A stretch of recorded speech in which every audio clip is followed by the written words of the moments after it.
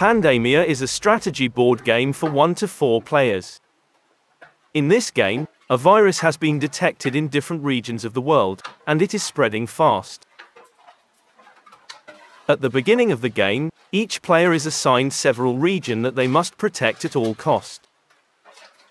To do so, players will collect and manage different resources that will allow them to undertake different actions along the game.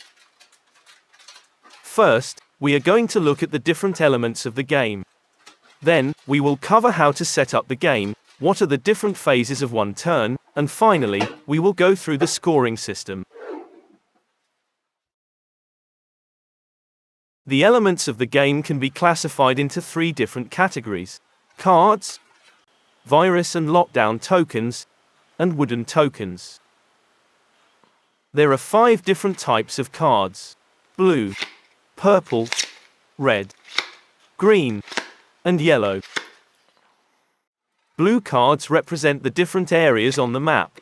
Players will receive 3 different region cards at the beginning of the game, and they will keep 2 of them and discard the 3rd one.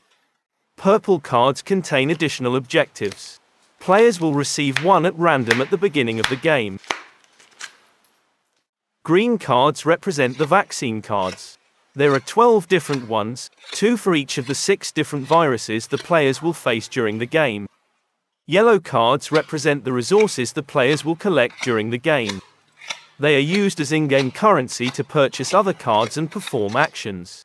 Finally, we have the red cards. These cards are not available at the beginning of the game, but they will be obtained by the players in exchange of resources. Red cards offer different upgrades and new actions to the players. The second type of elements are the 3D printed tokens. There are 2 different types of them. The virus tokens, which are used to indicate on the map that a region has been infected, and the lockdown tokens, that are used to mark when a region has been fully protected, and therefore, it can no longer be infected. The third type of elements are the wooden tokens. These tokens represent the barriers that players build during the game to protect their regions and keep the virus out of their areas. Wooden tokens come in 4 different colors to easily differentiate which specific player has built each barrier. Finally, we have 4 meeples and 4 dice, matching the colors of the players. It is worth mentioning that the Raging Outbreak Deluxe Edition also includes a 3D printed dice tower that players can use to roll the die each round, without risking the board game display. To set up the game, first, we shuffle all the cards grouped by colors, and split them in 5 different piles. First, from the purple pile, we deal 1 card at random to each player. These are their personal objectives for the game. Then, we deal 3 blue cards to each player. These cards represent the areas that each player needs to protect, and they will not be shown until the end of the game. Players choose 2 and keep them, and discard the 3rd one. Afterwards, we extract 3 more cards from the blue pile, and we place them on the table so that everyone can see them. These 3 regions are the common objectives for all the players, and therefore, by contributing to its protection, players can earn extra points at the end of the game. Finally, we extract 2 more region cards at random. These are the regions where the virus has been detected, and we will indicate it by placing a virus token on each of them. Then, we take the green pile and select 1 card at random. Vaccine cards are unique for each of the viruses the players might face, and contain useful information about the development cost for each of the phases. Later, we deal 5 yellow cards to each player. This will be the starting hand for each of them.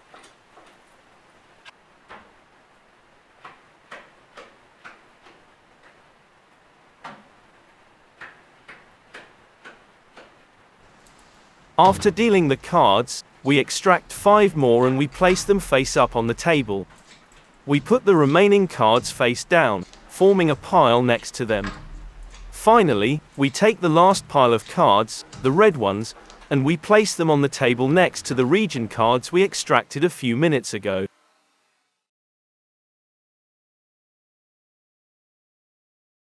First, and only one time at the beginning of the game, the starting player is selected. The starting player is the one who has been to a doctor more recently. Then the next players follow in a clockwise sequence. For this quick overview, let us just assume that the starting player is the yellow player.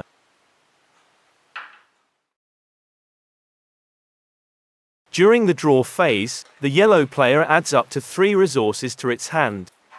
Resource cards can be drawn directly from the yellow pile or from the resources available on the table. If the player decides to draw cards from the pile, he or she will add 3 cards. The player can also choose to draw 1 card from the table and 2 from the pile, or 2 from the table and 1 from the pile, but the player will be never allowed to draw all 3 cards from the table. There is one exception though, and it is when a multicolored card has appeared on the table.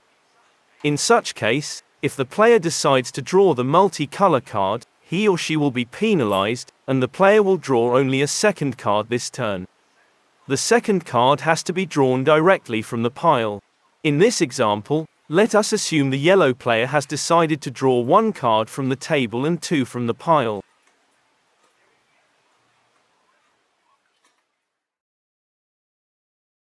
During the action phase, players can do up to 4 different actions. Build barriers, purchase action cards, develop a phase of the vaccine, or play action cards. Players can build any number of walls at the borders between any given regions in the map. To do so, a player has to exchange 2 resource cards for each wall he or she wants to build. The color of the cards has to match the color of regions at both sides of the border. For example, if the yellow player wants to build a wall between region 19 and region 21, the player will exchange a green and a yellow card.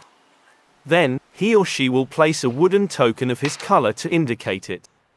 The player will also receive 1 point, and will move its meeple 1 step forward.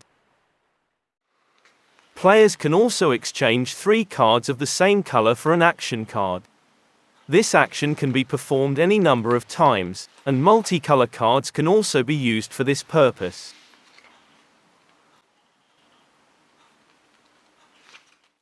For this action, players need to exchange as many resources as the card indicates to develop each phase of the vaccine. Let us highlight that all 3 phases need to be developed in a sequential manner. In example, players cannot develop the second phase of the vaccine if the first one has not been developed yet, etc.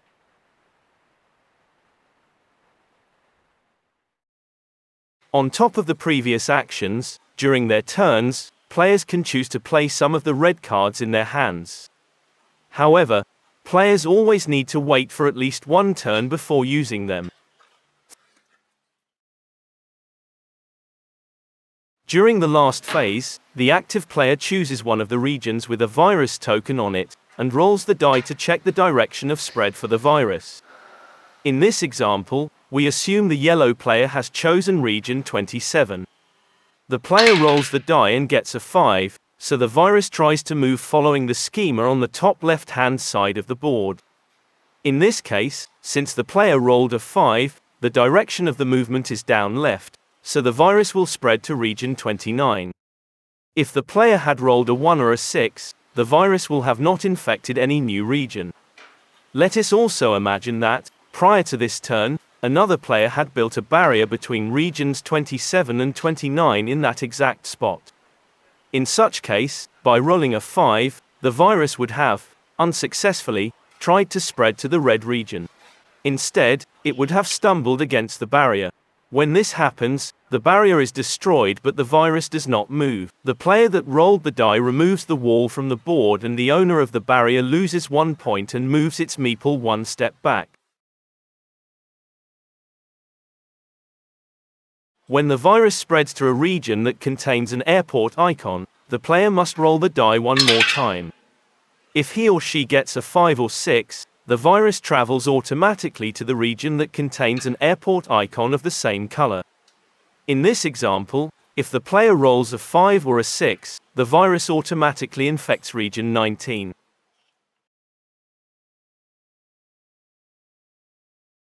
There are two different scenarios that trigger the end of the game. The first one happens when a player develops the third phase of a vaccine. When that happens, the game ends automatically. The player is awarded 30 points for developing the final phase of the vaccine, and the rest of the players show their cards and hidden objectives so the final score can be calculated. The second one takes place when the virus can no longer infect any new regions, either because it has been confined, or because it has already taken over the world. In this example, Region 23 is the only virus-free region of the map. If, during the spread phase, the active player selects Region 19, and rolls a 3 or a 4, the virus infects Region 23, and the game ends. The game also comes to an end, if, during the action phase, the active player builds all the remaining walls around Region 23. In such case, Region 23 goes under lockdown, and all players show their hands.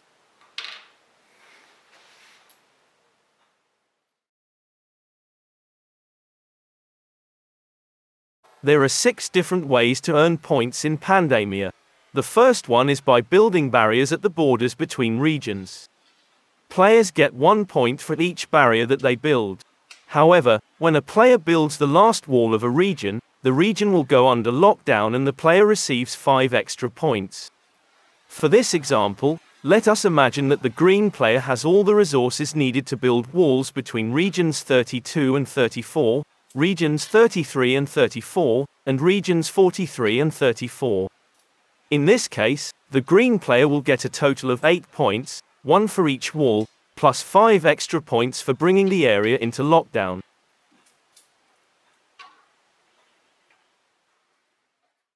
The second way to earn points is by contributing to develop the different phases of the vaccine.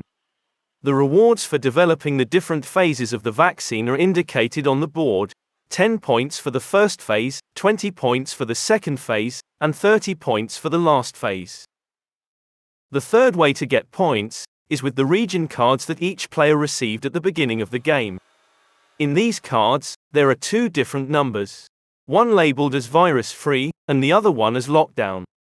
The virus-free points are the points the players will get if the region reaches the end of the game without having been infected. The points labeled as lockdown will be awarded on top only if the players have managed to bring the area into lockdown before the end of the game.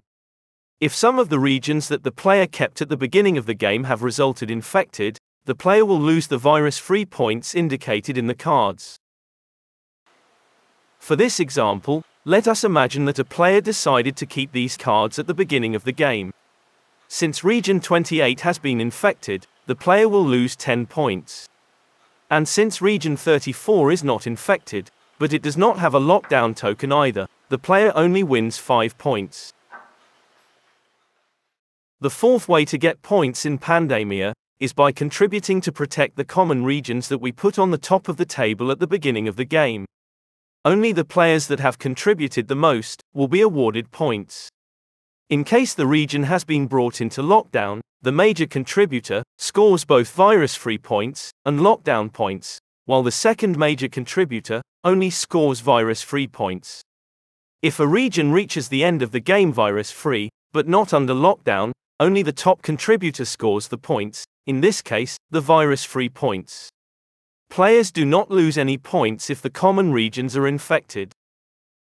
The fifth way to get points in Pandemia is with the personal objectives. Every player that has completed its personal objective at the end of the game will receive 10 additional points. And finally, the sixth and last way to get points is with the action cards. There are 2 types of cards that grant extra points to their owners. It is only when the final score is calculated that the players show these cards and add the points. After the game ends, and once all the points have been calculated, the player with the highest score wins the game. If 2 or more players get the same score at the end of the game, the one who has developed more phases of the vaccine wins.